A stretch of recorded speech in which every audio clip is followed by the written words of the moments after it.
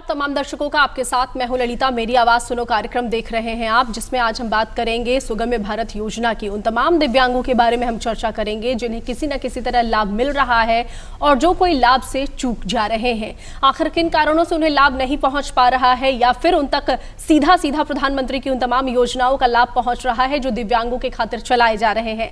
इस पर हम चर्चा करेंगे। साथ ही उन दिव्यांगों की बात भी रखेंगे जो अपनी आवाज सरकार तक नहीं पहुंचा सकते, प्रधानमंत्री तक नहीं पहुंचा पा रहे हैं। उन तमाम लोगों की बातें भी हम पहुंचाने की कोशिश करेंगे। तो दो खास मेहमान आज हमारे साथ स्टूडियो में बने हुए हैं। सबसे पहले मैं उनका स्वागत करना चाहूंगी। हमारे साथ संतोष कुमार जी हैं जो कि एसबीआई के डिप्टी मैनेजर हैं सगुना मोड़ ब्रांच के। उनका बहुत बहुत स्वागत है सर। जी बहुत बहुत धन्यवाद मुझे इस कार्यक्रम में आमंत्रित करने के लिए। साथ ही साथ हमारे दूसरे मेहमान हैं डॉक्टर मनोज कुमार जो कि साइकोलॉजिस्ट भी हैं, क्लिनिकल साइकोलॉजिस्ट हैं, अपना घर बाल गृह के, और साथ ही साथ समाज कल्याण विभाग बिहार सरकार में कार्यरत भी हैं। इनका भी हम बहुत बहुत स्वागत करेंगे। स्वागत सर। धन्यवाद।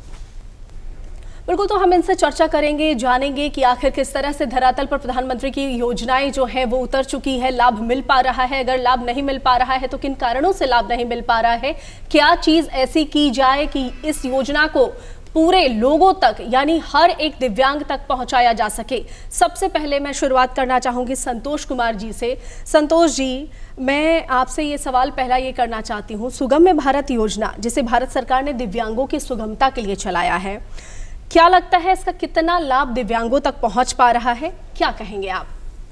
जी, सुगम्य भारत अभियान भारत सरकार की एक बहुत महत्वाकांक्षी योजना है जो दिसंबर 2015 में लागू उद्घाटन किया गया था। इसमें लक्ष्य था कि जो भारत में जो दिव्यांगजन हैं उनके लिए जो शहर या जो भी सरकारी कार्यालय हैं उनके बिल्डिंग उनके जो आधारभूत संरचना है उसको इस तरह से बनाया जाए कि दिव्यांगजन जो है उसको सक्षम हो उस तक पहुंचने के लिए।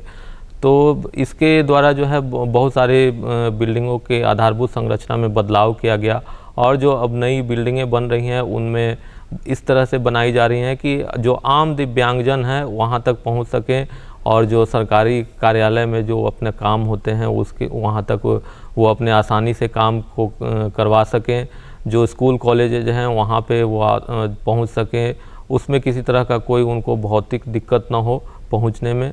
और ये एक बहुत सफल योजना है। इसके साथ साथ उसमें आर्थिक रूप से भी लोगों को सक्षम बनाने के लिए, दिव्यांगजनों को सक्षम बनाने के लिए बहुत सारी चीज़ें कही गई थी जो कि अभी योजना समाप्त नहीं हुई, अभी तक उसमें कुछ काम बाकी हैं जो कि किए भी जा रहे हैं और इसका लाभ लोगों तक पहुंच रहा है।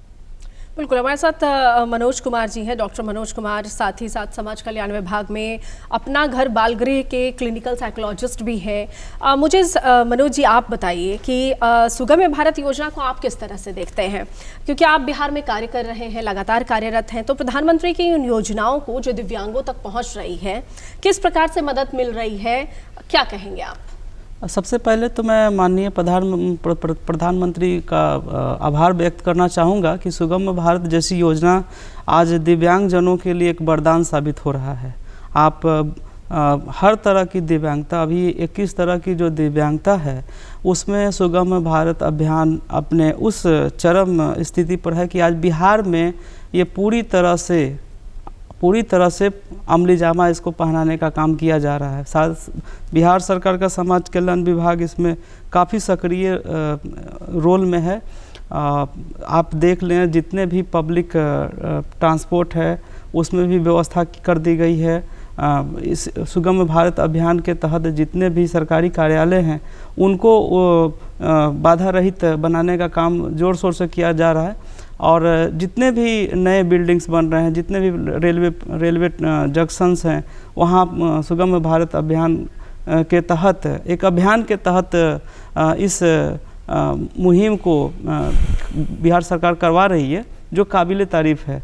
और प्रधानमंत्री का ये जो योजना है वो जन जन तक पहुँचे, इसके लिए लोगों को जागरूक भी किया जा रहा है। सरकार की ये मंशा है कि लोग ज़्यादातर दिव्यांगजन और दिव्यांगजन के जो परिजन इस योजना के बारे में जानें और इसके लिए ब्लॉक लेवल तक सरकार पहुंचने का काम कर रही है। अब तो पंचायत लेवल पर दिव्यांगजनों का एक संगठन वहां अध्यक्ष चुने जा रहे हैं जो प्रचार प्रसार कर रहे हैं और हर सुनिश्चित किया जा रहा है कि हर लाभुक को पूरी जानकारी दी जाए, लाभ मिल सके। लाभ मिल सके। बिल्कुल। संतोष जी, आप SBI के अधिकारी हैं, मैं आपसे ये जानना चाहूँगी कि कितनी मुश्किल आपको उस जगह तक पहुँचने में हुई, और अभी अगर खास तौर से सुविधाओं की बात करें, क्योंकि देखिए बैंक्स हो, रेलवे स्टेशन हो, एयरपोर्ट हो, हर जगह में तमाम दिव्यांगों को सुविधाओं देने की बात की गई थी, तो आपको क्या लग रहा है, आप बैंक के अधिकारी, किस तरह की सुविधाएं दी जा रही हैं अभी बैंक्स वगैरह की अगर हम बात करें तो?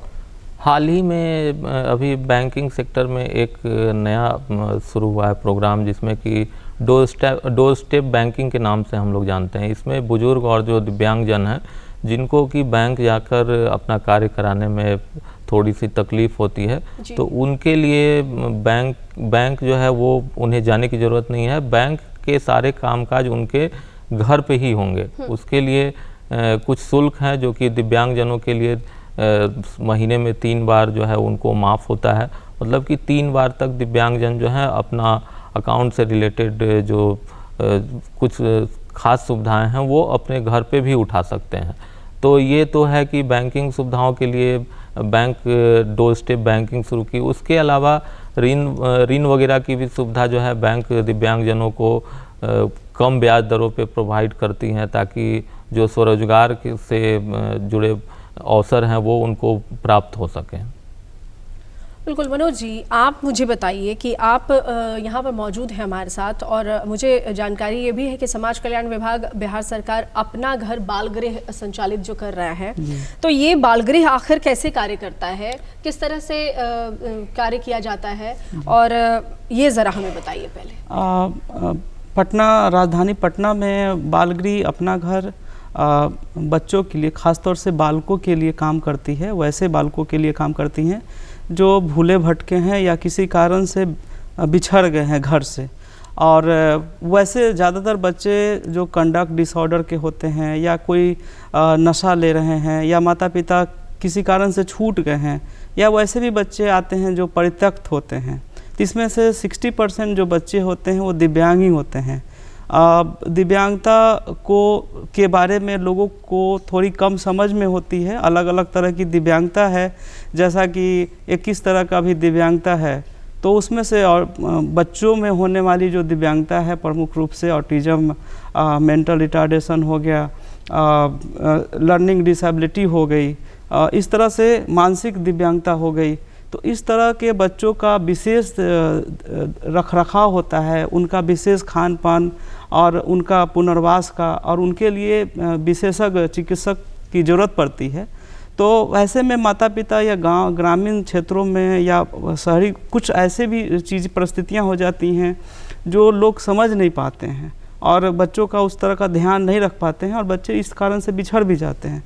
तो हम लोग राज्य सरकार, ख़ासतौर से समाज कल्याण विभाग इस होम को संचालित करती है, जिसमें इस तरह के बच्चे अगर किसी कारण से घर से छूट गए, बाहर निकल गए, स्कूल से किसी कारण से निकल गए, बहुत सारे बच्चे ऐसे भी होते हैं जो माता पिता से हाथ छुड़ा करके सड़क पर चले गए, तो चाइल्ड लाइन के माध्यम से और सरकार का अपना निजी प्रयास होता है, ऐसे बच्चों को वो रेस्क्यू करके और वहाँ लाया जाता है। यहाँ हमारे यहाँ स्पेशल एजुकेटर से लेकर के, फिजियोथेरेपिस्ट से लेकर के, साइकोलॉजिस्ट, मनोवैज्ञानिक चिकित्सा सुविधा से लेकर के, और खान पान और जिम तक की व्यवस्था होती है, जिसमें बच्चों को हम लोग राज्य सरकार की मदद से, उनकी योजनाओं के माध्यम से, और राज्य सरकार इनको एक पोषाहार और पोशाक और स्कूलिंग की भी व्यवस्था कराती हैं, और उसके बाद में घर परिवार बच्चों का तलाश किया जाता है।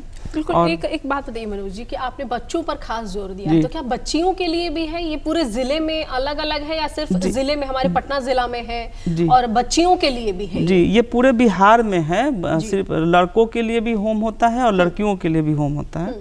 तो लड़कियों को अलग रखा गया है। पटना राजधानी में भी जो बालिका गृह है, उसके लिए बिहार के हर जिले में बालिका गृह की स्थापना की गई है, और उसका संचालन समाज कल्याण विभाग कर रहा है। तो उसमें भी सेम ही तरह की प्रॉब्लम्स आते हैं, उसके लिए विशेषज्ञ चिकित्सक होते हैं, हम लोग उसी के सदस्य हैं, उसमें अपना काम कर रहे हैं। तो किस तरह से बच्चों को रेस्क्यू करते हैं, ये जरा बताइए। क्या कोई आप लोगों को इन्फॉर्मेशन मिलती है कि हाँ आप किन्हीं के थ्रू आउट आप लोगों को मिलती है ये मैसेजेस कि हाँ बच्चे हैं वहाँ पर और आप लोग उनको रेस्क्यू करते हैं? जी, हर जिले में चाइल्ड वेलफेयर कमेटी बनी हुई है, तो उसके अध्यक्ष होते हैं और उनको सूचना मिलती है और हम लोग को भी डायरेक्ट सूचना मिलती है, तो वहाँ भी बच्चे आ जाते हैं, तो CWC के माध्यम से बच्चों को रखा जाता है और उनके आदेश से ही बच्चों को फिर पुनर्वास की व्यवस्था होती है। बिल्कुल बिल्कुल। संतोष जी, आप अपने बारे में ज़रा हमें पहले बताएं, क्योंकि आप जिस पोजीशन पर हैं, किस तरह का मैंने पहले भी ये प्रश्न पूछा था, किस तरह का संघर्ष करना पड़ा, और सबसे ज़्यादा दिव्यांगता के साथ में परिवार की बड़ी अहम भूमिका होती है, तो आपके परिवार की क्या अहम भूमिका रही, ये ज़रा हमें बताएं आप। जी, जैसे मेरा जन्म मैम पटना ज़िले में ही हुआ था, एक ग्रामीण परिवार में, तो लगभग 2 साल की आयु में मुझे पोलियो का रोग जो है हुआ और उसके बाद मुझे चलने फिरने में काफ़ी मतलब प्रॉब्लम आ गया, चल फिर नहीं सकता था। तो मेरे जो परिवार के लोग हैं उन्होंने मुझे पहले तो बहुत जगह डॉक्टरों को दिखाया और डॉक्टरों को दिखाने से थोड़ा बहुत तो लाभ हुआ, बट मैं वो पूरी तरह से चल नहीं पाता था। तो इसके वजह से कुछ दिन तो गांव में रहा, लेकिन फिर शिक्षा के लिए वापस शहर की ओर आया पटना में, और यहाँ पे मेरा पढ़ाई लिखाई यहीं पटना में ही हुआ। AN कॉलेज से मैंने अपना इंटरमीडिएट की पढ़ाई की और ग्रेजुएशन वगैरह किया BN कॉलेज से। इसके बाद मैंने फिर बैंकिंग की तैयारी की। बैंकिंग की तैयारी में लगभग 1-2 साल की तैयारी के बाद बैंक में, स्टेट बैंक की भर्तियों में जो विकलांगों के लिए जो स्पेशल रिजर्वेशन होते हैं 3% का, उसके तहत मुझे जो है यहाँ पे रोज़गार मिला। बैंक में काम करने के दौरान जो है बहुत तरह की दिक्कतें होती हैं, जैसे कि बैंक पहुंचना, बैंक में कस्टमर से बात करना, उनके काम को सुचारू रूप से करना, इन सब चीज़ों को करने में शुरू में तो आप जब एक दिव्यांगजन कहीं ऑफिस में जाता है तो उसे एडजस्ट होने में थोड़ा सा ये लगता है, लेकिन जो आपके साथी होते हैं कार्यालय में वो आपका काफ़ी मदद करेंगे। समाज में अभी भी कुछ लोगों को ये लगता है कि दिव्यांगजन जो हैं वो हमसे अलग हैं और उनको अलग तरह का ट्रीटमेंट दिया जाता है, मतलब पॉजिटिव और नेगेटिव दोनों तरह से। तो ये चीज़ चलता है साथ में, तो हम लोगों को पॉजिटिव चीज़ को सोचना है और अच्छी तरह से पढ़ाई लिखाई और साथ में काम करना है। बिल्कुल। आप मुझे बताइए मनोज जी कि क्या आपके यहाँ बाल गृह में जो बच्चे आते हैं वो कुछ खास उम्र के होते हैं? कोई खास उम्र आप लोगों को दिया गया है कि इतने ही उम्र के बच्चों को आप रख सकते हैं? और जो सरकार उनकी मदद किस तरह से करती है? क्या कौशल विकास के लिए क्या व्यवस्थाएं दी गई है? सबसे पहले मैं बता दूं कि बाल गृह में 6 से लेकर के 18 साल तक के बच्चों को रखने का प्रावधान है, लेकिन उसके बाद भी अगर बच्चे 18 साल के बाद भी बच्चे अगर समाज में जाते हैं तो उनको 3 साल तक उनका देख रेख करना है और उनको समाज में पुनर्वास के लिए सहयोग भी करना है जिले स्तर पर। और दूसरी चीज़ है कि समाज कल्याण विभाग का हमेशा प्रयास होता है कि हर बच्चे जो इस होम में रह रहे हैं उनको उनके माता पिता से जोड़ा जाए। इसके लिए फॉस्टर केयर की भी स्थापना की गई है। अगर कोई व्यक्ति दिव्यांग बच्चों को गोद ले करके उनका केयर करना चाहता है, उनका देखभाल करना चाहता है, तो उस योजना का लाभ लेकर के उनको देखरेख कर सकता है, उनको रोजगार के साथ जोड़ सकता है। उनकी देखरेख के लिए मॉनिटरिंग टीम काम करती है जी। और सरकार इसके लिए प्रयासरत है। और ख़ासतौर से जो दिव्यांग बच्चे होते हैं उनमें अलग अलग श्रेणियों में अलग अलग तरह का कौशल होता है। जैसे हमारे यहाँ जो बच्चे होते हैं अगर हेयरिंग इम्पेयरमेंट के हैं तो हो सकता है कि वो बहुत अच्छा पेंटिंग बनाते हों और उनकी पढ़ाई लिखाई सुचारू रूप से चले, वो डांस में भी अच्छा होते हैं। और कई ऐसे बच्चे हैं जो आप देख सकती हैं कभी कि ऐसे बच्चे दूसरों का केयर करते हैं और उनमें आज्ञाकारिता बहुत ज़्यादा होती है, लॉयल्टी ज़्यादा होती है। और ऐसे उनको प्यार और सम्मान अगर दिया जाता है और उनकी क्षमता के अनुसार उनका असेसमेंट हो जाए, उनको सहयोग किया जाए और उनकी भावनाओं को कुंद होने से अगर बचाया जाए तो वो बहुत अच्छा करते हैं। किसी भी काम को आप दे सकते हैं, चाहे पढ़ाई लिखाई की बात हो। अब अलग अलग तरह की दिव्यांगता में आप देखिएगा कि कुछ बच्चे, जैसे मान लिया जाए कि अगर ऑटिज़म वाले बच्चे हैं जी। तो अगर शुरुआत में ही अगर उनकी पहचान हो जाए और शुरुआत में ही उनका ट्रीटमेंट शुरू हो जाए तो काफ़ी हद तक समाज को वो बहुत कुछ दे सकते हैं। अब बहुत सारे ऐसे नाम हैं जो शुरू में दिव्यांग ही थे और बाद में वो जाके अच्छा काम किए हैं। तो हम लोग ये प्रयास करते हैं कि अलग अलग स्पेशल कैटेगरी के जो बच्चे हैं उनके लिए अलग अलग पुनर्वास विशेषज्ञ का सहायता लेकर के उनको ज़्यादा से ज़्यादा मदद पहुंचाया जाए और अलग अलग बच्चे का जो इंटरेस्ट है, बच्चे की जो रुचि है, उसके अनुसार, उनकी क्षमता के अनुसार उनका विशेष कौशल के साथ उनको जोड़ा जाए अलग अलग श्रेणियों में, जैसे कंप्यूटर हो गया, मोमबत्ती बनाने का काम हो गया और भी दूसरी चीज़ें। जैसे अगर सिंगिंग करना चाहता है बच्चा तो सिंगिंग भी कर सकता है, डांस करना चाहता है तो डांस भी कर सकता है। इसके साथ ही अगर बहुत सारा रोज़गार, अगर मोबाइल बनाना सीखना चाहता है तो उसके लिए भी व्यवस्था है और भी दूसरी चीज़ें हैं जो उसके लिए नाट्य रूपांतरण का भी व्यवस्था किया गया है कि जिससे बच्चे अपना एक्सप्रेशन कर सकें। और वहाँ माता पिता का भी कॉन्सेप्ट होता है, ये सिखाया जाता है कि समाज में आप कैसे अच्छा से अच्छा, समाज को कैसे अच्छा से अच्छा दे सकते हैं। और जो समाज के अंदर जो घृणा की बात होती है वहाँ आप नहीं देखेंगे। हर बच्चा पूरी तरह से भारतीय है और ख़ास तौर से सुगम भारत योजना है, उसमें हर बच्चे फिट बैठते हैं, हर बच्चे अपना दूसरे बच्चे का ख्याल रखते हैं और समाज को बेहतर बनाने के लिए ट्रेंड होते रहते हैं। तो ये सुगम भारत जो योजना है, जो भारत सरकार का जो एक महत्वाकांक्षी योजना है, जो दिव्यांगजनों के लिए अभी बिहार में तो मैं कहूँगा कि एक वरदान साबित हो रहा है और हमारे यहाँ जो बच्चे हैं उससे काफ़ी ज़्यादा लाभान्वित हैं। बिल्कुल, यानी कि मनोज जी भी वही बात कह रहे हैं, संतोष जी भी वही बात कह रहे हैं कि भले ही शारीरिक दिव्यांगता किसी दिव्यांग में हो जाए, ये कोई कह नहीं सकता है कि किसे कब और कैसे दिव्यांगता आएगी शरीर में, लेकिन किसी को भी मानसिक दिव्यांगता से बचाने की जरूरत है। ये पहल हम लोगों को हमेशा करनी चाहिए कि कोई भी दिव्यांग व्यक्ति हो, वो हमसे पीछे नहीं है। हमेशा दिव्यांगों ने अपना डंका बजाया है और वो हम लोगों से कई गुना आगे है, लेकिन जरूरत है किसी को भी मानसिक दिव्यांगता से बचाने की। हमारे दोनों ही खास मेहमान यही बताने की कोशिश कर रहे हैं। संतोष जी, मैं अगर खास तौर से उन बच्चियों की बात करूं जो जिन्हें हियरिंग प्रॉब्लम होता है, जो मुखबधिर होती हैं या फिर ब्लाइंड होते हैं, तो क्या लगता है आपको कि शिक्षा की बात अगर हम करें तो किस प्रकार की शिक्षा मिलनी चाहिए? अभी जो मिल रही है उससे और ज़्यादा कितना डेवलपमेंट होना चाहिए? किस प्रकार की शिक्षा मिलनी चाहिए?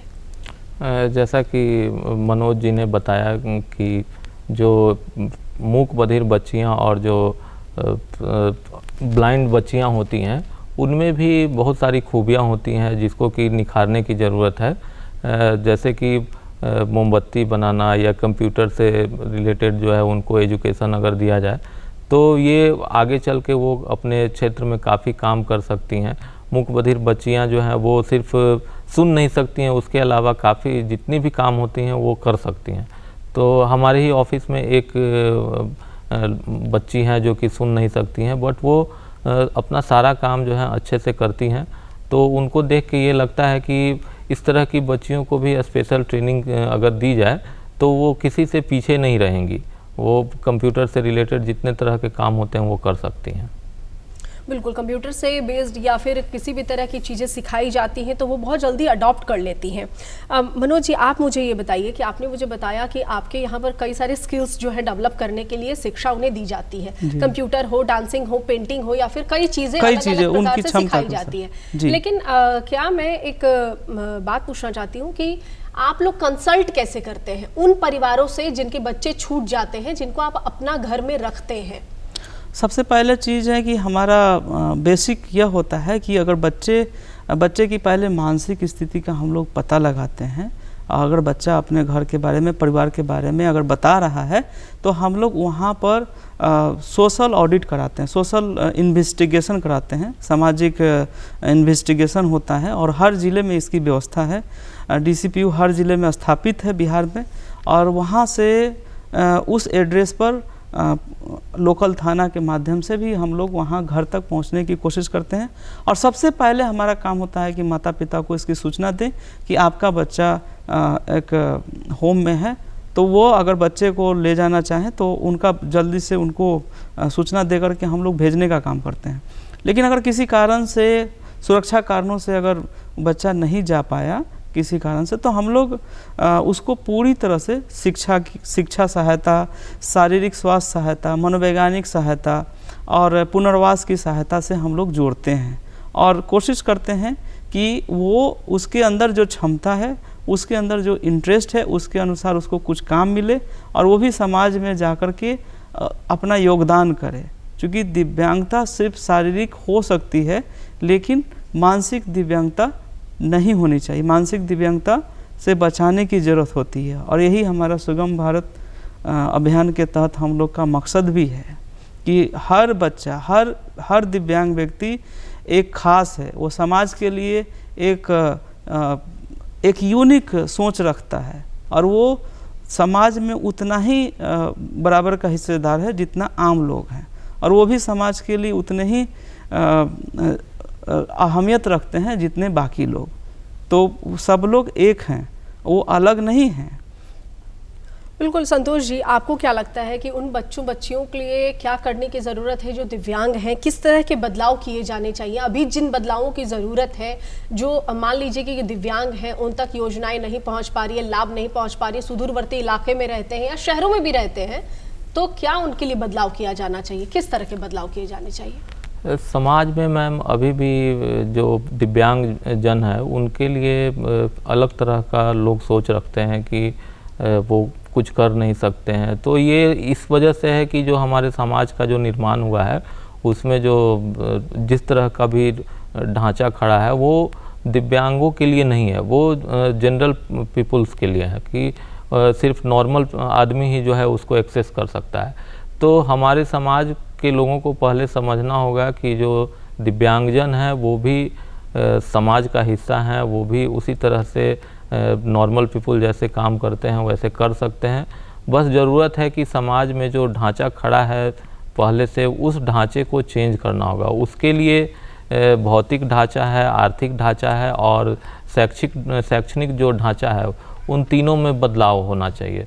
और उसके लिए जो सुगम्य भारत योजना जो है भारत सरकार की महत्वाकांक्षी योजना, ये एक बहुत बड़ा रोल प्ले कर रही है।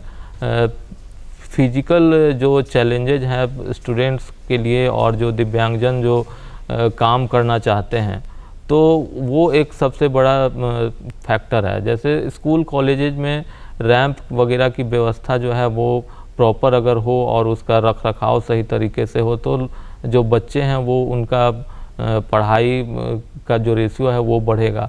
उसके अलावा जो दिव्यांगजन है, बहुत सारे लोग तो सरकारी नौकरी में जाते हैं, बट सबके लिए जो है स्वरोजगार का भी सुविधा मिले, इसके लिए सरकार और समाज को आगे बढ़ के कुछ देखना होगा। तो इस तरह से ही समाज में जो है दिव्यांगजनों को समुचित भागीदारी मिल सकती है। बिल्कुल, यानी कि बदलाव किया जा सकता है, ज़रूरत है बदलाव की शुरुआत करने की। और कहीं ना कहीं प्रधानमंत्री नरेंद्र मोदी की ये योजना जो सुगम्य भारत योजना है, ये अपने आप में एक बड़ा बदलाव है। पहले लोग शब्द कहते थे विकलांग, लेकिन अब उन शब्दों से इतर लोग कहते हैं दिव्यांग। तो ये एक बहुत बड़ा बदलाव है और ठीक इसी तरह आगे भी बदलाव करने की ज़रूरत है। मनोज जी, काफ़ी सराहनीय बात यह है कि आप 2 नेशनल अवार्ड आपको मिला है, राज्य स्तरीय पुरस्कार भी प्राप्त कर चुके हैं, दिव्यांगता पर पुस्तक भी लिखा है आपने और क्लिनिकल साइकोलॉजिस्ट भी हैं आप। तो हमें ज़रा ये बताइए कि आपके पास जो बच्चे आते हैं उनकी भावनाओं को आप कैसे पकड़ते हैं? या किसी दुर्घटना में किसी ने अपना हाथ खो दिया, किसी ने अपना पैर खो दिया, तो उनके भावनाओं को कैसे आप लोग ये करते हैं और फिर उन्हें ठीक पुनर्वास मिल जाता है? जी, कहा जाता है कि जो चीज़ शब्दों में नहीं होता है वो शारीरिक अभिक्रियाओं में आ जाता है। जो गेस्चर और पोस्चर में जो बात है वो शब्दों में कहाँ है। तो हम लोग जो मनोवैज्ञानिक होता है, जो मन की बातों को समझने में अपना पूरा जीवन लगा देते हैं अभ्यास के माध्यम से और पूरा कंसंट्रेशन के माध्यम से, हम लोग उनकी भावनाओं को समझने के लिए उनके नॉन वर्बल कम्युनिकेशन को सबसे ज़्यादा महत्वपूर्ण मानते हैं। जब एक दिव्यांग व्यक्ति किसी कारण से अगर दिव्यांग हो गया है, किसी एक्सीडेंट में या बायोलॉजिकल कारणों से या किसी मानसिक समस्या से भी अगर वो जूझ रहा है, तो समाज और परिवार के नज़र में वो एक अलग विषय बन जाता है, लोग उसको अलग नज़रिए से देखते हैं। हालांकि इस नज़रिए से देखने से लोगों का परसेप्शन उस व्यक्ति के बारे में काफ़ी गलत हो जाता है कि ये व्यक्ति दिव्यांग है, ये जीवन में क्या करेगा, इसका तो हाथ नहीं, इसका पाँव नहीं, ये सुन नहीं सकता, ये बोल नहीं सकता है। लेकिन हमारे आदरणीय प्रधानमंत्री जी ने दिव्यांग शब्द दिया है। दिव्यांग शब्द का मतलब होता है कि एक दिव्य अंग उनका काम करता है। दिव्यांग शब्द का मतलब ही है कि आप उनका शारीरिक दिव्यांगता किसी बहुत तरह ही का हो छोटे सकता शब्दों में है। आप हमें ये बताइए मनोज जी कि क्या ऐसे लोगों को आप कहना चाहेंगे हमारे इस प्लेटफॉर्म से जो दिव्यांगता को अभिशाप समझते हैं? बहुत चंद शब्दों में, हमारे समय बहुत कम। हाँ, दिव्यांगता कोई अभिशाप नहीं है। हर व्यक्ति की अपनी अपनी खासियत होती है।